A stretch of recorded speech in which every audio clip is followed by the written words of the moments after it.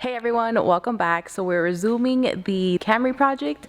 So today I thought that I would continue here towards the front, removing the fenders and the hood, but I kind of stopped myself because I am not sure. Well, I think I know the answer, but I just want to double check here.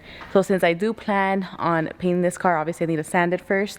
I was thinking, do I have to remove the fenders and the hood in order to do that, or can I leave them there and then just sand it and paint it? I'm pretty sure that I have to remove it, kind of hoping I don't have to, but just want to make sure.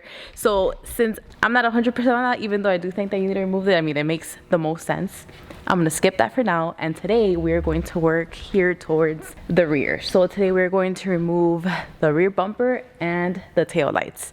I have a feeling that it's going to involve a lot of hidden bolts, a lot of bolts. Hopefully it's all the same like in the front, just a 10 mil for everything. And let's see, maybe it's easier, maybe it involves a little more steps. I guess we'll find out. One good thing about this section right here is that I won't have to jack up the car and I won't have to remove the tires because I can pretty much get to every area where I need to get to remove bolts easily without any needing of that. So I do have some bolts right here that I need to remove, and I also have some bolts here towards the bottom of the bumper. So if I do find more I'll make sure to let you know. But I don't know, I really like that. I also like that this car isn't lowered, it's just a normal height car, so that gives me all of the clearance to just go in and out with a creeper back here and be able to remove it without just extra steps. Once we remove the bumper, then we'll just have to remove the tail lights and then this light section right here, which is part of the brakes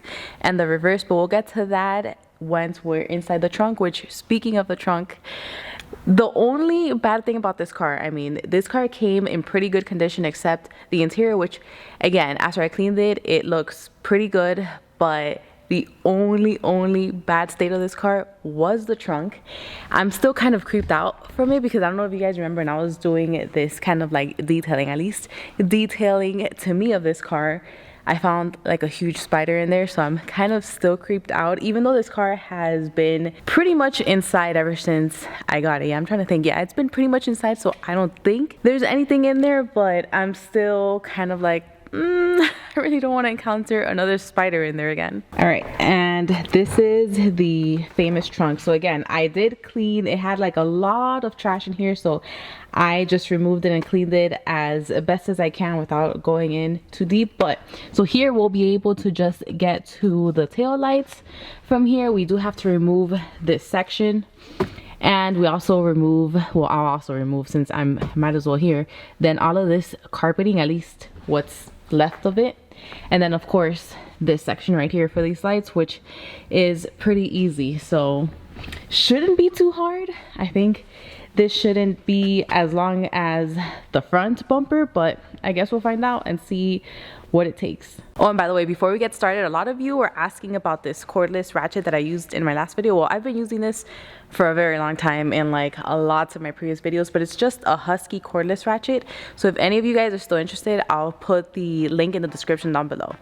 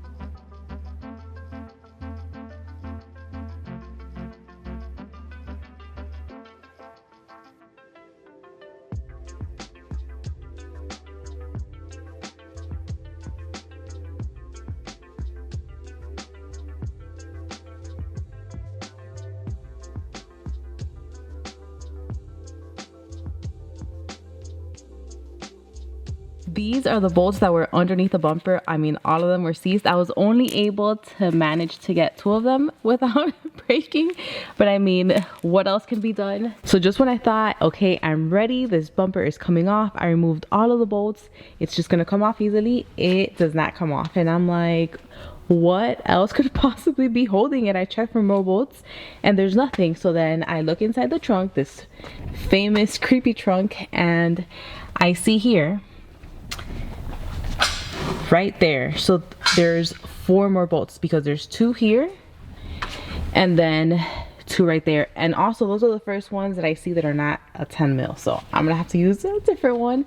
But it seems like I have to remove those bolts and then the entire bumper support's gonna come off. That's not gonna be fun, because that's actually gonna be pretty heavy, because everything to this car has a lot of weight to it.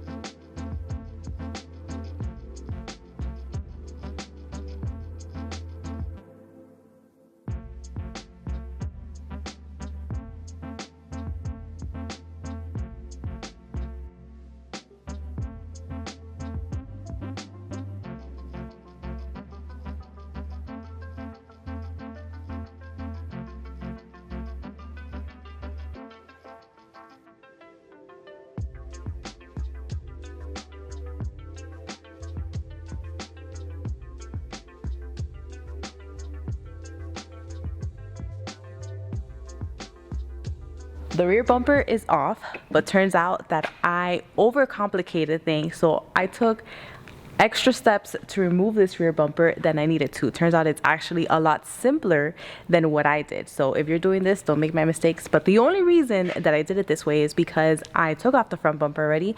So I'm thinking I'm just going to do it the same way, like the same steps, removing the bolts at the bottom, removing bolts here. So that's what I did here. It turns out I didn't have to do that. So you can see it's not without the bumper finally, but let me show you what I could have actually avoided, and the only thing that I had to do, which was so simple. For starters, I could have avoided all of this. I didn't have to remove all of these bolts from here, but again, since the front bumper had those bolts at the bottom, I'm guessing that I had to do it this way. But little did I know that the entire bumper support comes off here at the rear. But this is it. Also, the front bumper had these nuts here as well that I had to remove, but this one I was like, there's just no way that I could get to it from here. But I did have to remove the mud flaps and also these bolts that were here. If not, I wouldn't be able to remove it. This is how it looks, but the only way to, well, the correct way to remove it would have just been these 4 bolts right here, 2 on each side, and also the 1 bolt that was on that side and the other bolt that was on that side. That is it. Then it just slides off, which, by the way, it was a little heavier than I anticipated. Kind of caught me there by surprise when I just pulled it off, and then that would have been it. So now I have these broken bolts here, and I have these threads inside those holes that now I have to deal with whenever I repaint this and put it back on. So a lot more work for me, which is very exciting. You live and you learn. You know, it could have been done a lot faster, a lot more simple, but it doesn't matter. This is the car for that. This is the whole point of this disassembly project for the Camry. So now we can move on to the taillights. So this should be a lot simpler. I'm not gonna overcomplicate this, at least I don't think so. I don't think I can manage to do that. So we'll move on to that, and then yeah, once we remove all of these lights, then we're done for today.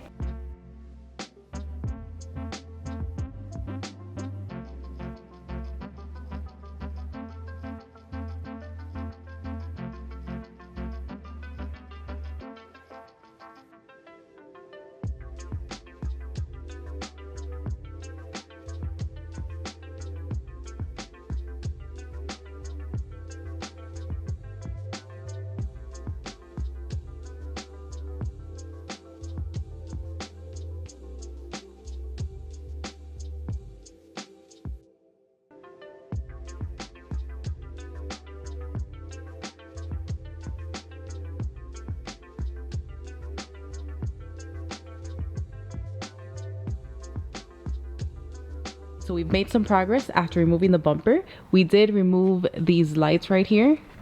This was pretty easy, but look at these seals. These seals are just so crusty and so hard on there. It's like just breaks into pieces. I don't really think it's been doing its job lately just because it's so hard on there. Definitely needs new seals once I add the lights back there. And I know that I said, whew, I know that I said I was gonna remove the tail lights, but let me tell you why I didn't. So once I removed the bolts and I was ready to take them out, it has like this gum-like consistency. So that's, oof, that's really on there. It's really sticky, and these lights are just like cemented on there. I'm not sure if that's something that they added after to this, but it's really cemented on there. So I'm not sure if I'm gonna have to heat this up and then remove it or just break that off. So I'm not sure. Let me know in the comments down below. I'm skipping this today just because I'm not really sure what I should do about that, so I'll just come back to it. But that's, I don't know, I found that a little weird. So I'd say overall we were able to complete like, I don't know, like 90% of the task. That right there is just something I need to come back to next time. Oh, and another thing that I wanted to ask you guys is in regards to the trunk. So that kind of applies to the front with the hood and the fenders. So I know that I need to remove them. Well, I know that those parts need to be removed in order to paint them, but in order to sand them again, do I also need to remove the trunk, or does it need to stay there? I'm thinking that I do need to remove it as well, and I mean, I might as well also remove it because it needs to be off when I paint it. But just let me know in the comments down below. I really want to be 100% sure of that. We're done. We did make some progress, not 100% like I wanted to, but at least we made most of it. So we will continue with the rest of the disassembly for the next video for the Toyota Camry. But I hope you guys enjoyed it. I'll see you guys on the next one.